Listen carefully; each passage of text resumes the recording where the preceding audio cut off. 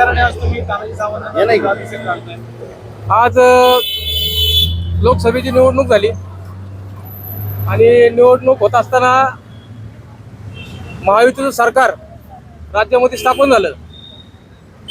खऱ्या अर्थानं तानाजी सावंत साहेबांनी यांनी गेल्या 2.5 वर्षामध्ये 24 महिन्यामध्ये जे शासकीय निर्णय घेतले, 24 महिन्यामध्ये 42 निर्णय त्यांनी घेतले. त्यांचं वारीमध्ये इतक्या मोठ्या पद्धतीचं काम आहे. 12 लाख वारकऱ्यांची त्यांनी तपासण्या करून त्यांच्यावरती मोफत उपचार देखील केले.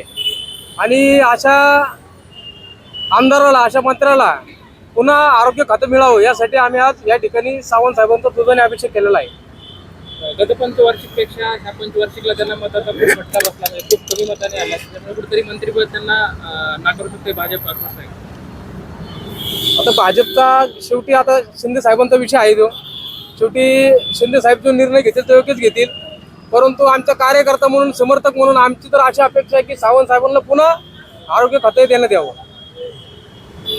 पालकमंत्रीपदासाठी राणा जगदीश पाटील एक चुरस आहे वेगळी.